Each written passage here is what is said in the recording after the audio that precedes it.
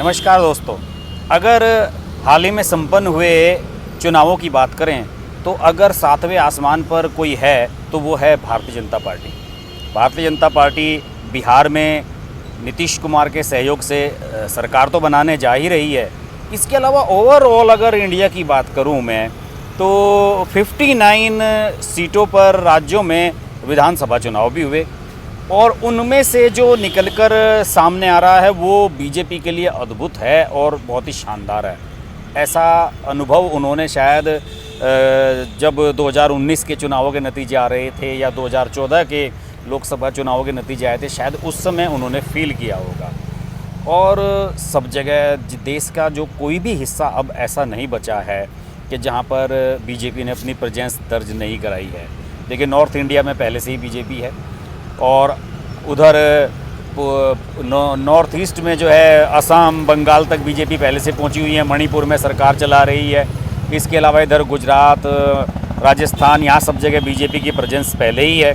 हाँ, दक्षिण भारत में कर्नाटक को छोड़कर बीजेपी की प्रेजेंस और जगह उतनी स्ट्रॉन्ग नहीं थी, लेकिन एक सेंस होता है, जो सेंस पॉलिटिकल सेंस है, उस पॉलिटिकल सेंस से जो बातें निकलकर सामने आ रही हैं वो ये है कि तेलंगाना में एक विधानसभा सीट का उपचुनाव बीजेपी ने बहुत ही कम अंतर से 1079 मतों से जीतकर एक बहुत बड़ा परसेप्शन क्रिएट कर दिया है।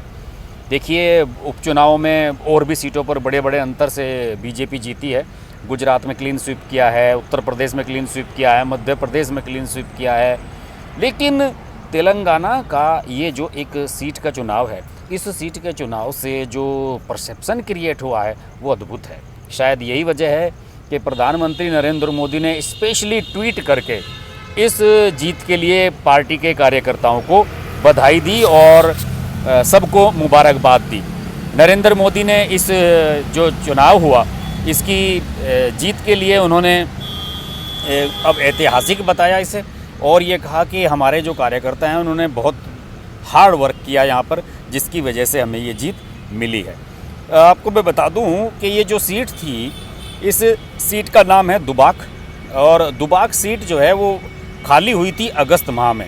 यहाँ पर टीआरएस जो तेलंगाना राष्ट्र समिति है उसकी सरकार है यहाँ पर और टीआरएस के केसीआर की सरकार है यहाँ पर। भारी बहुमत से वो पिछले विधानसभा में जीत कर आए थे और उनकी जो पार्टी के विधायक थे उनका नाम था सोलीपेटा रामलिंगा रेड्डी। उनका अगस्त में निधन हो गया था और उन्हीं के निधन की वजह से ये सीट खाली हुई थी और यहाँ पर उपचुनाव कराया गया। टीआरएस ने उनकी पत्नी सुजाता को प्रत्याशी बनाया था और सुजाता को प्रत्याशी बनाने के कारण यहाँ पर क्लोज कॉन्टेस्ट हुआ। बीजेपी यहाँ पर उम्मीद कर रही थी कि शायद उसे जीत नहीं मिलेगी, लेकिन जो भी हुआ है वो बहुत अप्रत्याशित हुआ है और यहाँ पर बीजेपी है उसने अपने एम रघुनंदन राव को प्रत्याशी बनाया था और उन्होंने 1079 मतों से जीत हासिल की। और जो सुजाता हैं, यानी कि यहाँ के जो सिटिंग एमएलए थे जिनका निधन हुआ था, उनकी पत्नी, उनका जो उनके स्थान पर जो प्रत्याशी थी वो उनकी पत्नी थी, उन्हें 62,273 मत हासिल हुए, जबकि बीजेपी के जो विनिंग कैंडिडेट हैं उन्हें 63,352 वोट मिले। और यहाँ पर कांग्रेस के सी श्रीनिवास रेड्डी 22,196 वोट के साथ रहे तीसरे स्थान पर।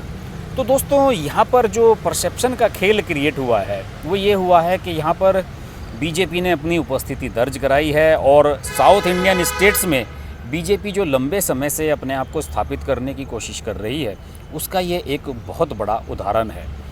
इसके अलावा अगर मैं बात करूं कि बाकी राज्यों की अगर हम बात करा जाए तो बीजेपी का जो स्ट्राइक रेट है वो बहुत हाई रहा है। स्ट्राइक रेट का मतलब ये होता है कि वहाँ पर जो मत प्रतिशत है, जीतने का जो तरीका है उनका, वो सब कैसा रहा है। और अगर चुनाव पर रिजल्ट जाने तो बिहार में बीजेपी को 110 में से 74 सीटों पर सफलता मिली है और बीजेपी को वोट शेयर 19.5% के करीब है। और इसका अगर गणित देखें तो बीजेपी ने 67% सीटों पर जीत दर्ज की है और स्ट्राइक रेट के लिहाज से इसे शानदार प्रदर्शन कहा जाता है। यानी कि आप जो टोटल सीटें आप जिन पर आप चुनाव लड़ रहे थे उनमें से कितनी आप जीत कर आ रहे हैं, ये एक बहुत बड़ा परसेप्शन क्रिएट करता है। और अगर मध्य प्रदेश की मैं बात करूं तो मध्य प्रदेश में बीजेपी को 49.5% मत मिले, जबकि कांग्रेस को 40.5% मिले और यहाँ पर भी उन्होंने शानदार प्रदर्शन दिखाया है। इसके अलावा बीजेपी मणिपुर में जो है 40.5% मत हासिल करने में सफल रही। कर्नाटक में 2 सीटें थी, दोनों बीजेपी ने जीत ली, 51.7% मत उन्होंने हासिल किए। उड़ीसा में बीजू जनता दल को जरूर जीत मिली 2 सीटों पर और बीजेपी यहाँ थोड़ा सा पिछड़ गई। हरियाणा में ज़रूर उसे हार का सामना करना पड़ा बीजेपी को, लेकिन और जगह जो है उनकी स्थिति फिर भी अच्छी रही। और झारखंड, छत्तीसगढ़, यहाँ पे थोड़ा सा जो सिटिंग यहाँ पर सरकारें हैं उनका प्रदर्शन थोड़ा ठीक ठाक रहा।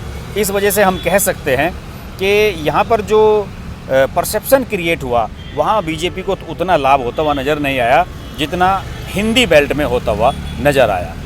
इसके अलावा अगर हम राज्य वाइज बीजेपी का अभी आकलन करने की कोशिश करें कि अभी जो हाल ही में उपचुनाव हुए उनमें बीजेपी को क्या मिला, क्या खोया, क्या पाया, तो वो सब कुछ एक बहुत ही अच्छी फिगर निकल कर नजर आती है। जैसे गुजरात में 8 की 8 सीटें उन्होंने हासिल की और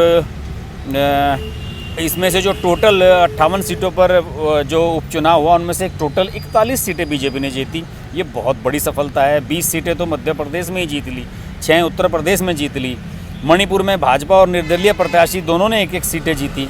कर्नाटक में दोनों सीटें बीजेपी ने जीती और तेलंगाना का मैंने आपको पहले ही बता ही दिया है कि वहाँ क्या स्थिति रही।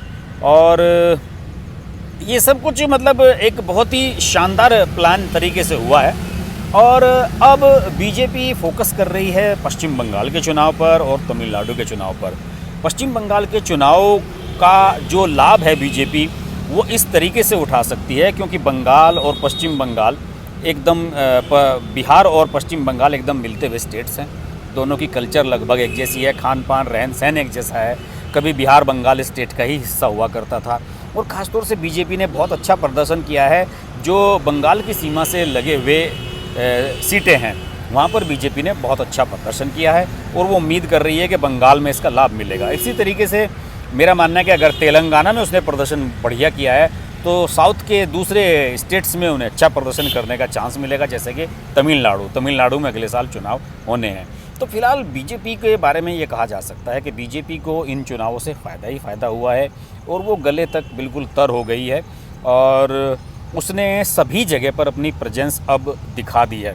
अब उसे मेरे ख्याल में केवल केरल जैसे स्टेट में ही कुछ करके दिखाना है, बाकी सब जगह बीजेपी अपनी प्रेजेंस मजबूती से दिखा रही है। बहरहाल बात करते रहेंगे बीजेपी, नरेंद्र मोदी, जेपी नड्डा, पश्चिम बंगाल के चुनाव, इन पर हम लगातार फोकस करते रहेंगे। आप देखते रहिए हर्ष की बात लाइव। नमस्कार। अगर आपको हमारी वीडियो पसंद आई तो वीडियो को लाइक करें, चैनल को सब्सक्राइब करें और नोटिफिकेशंस के लिए बेल आइकन को प्रेस करें।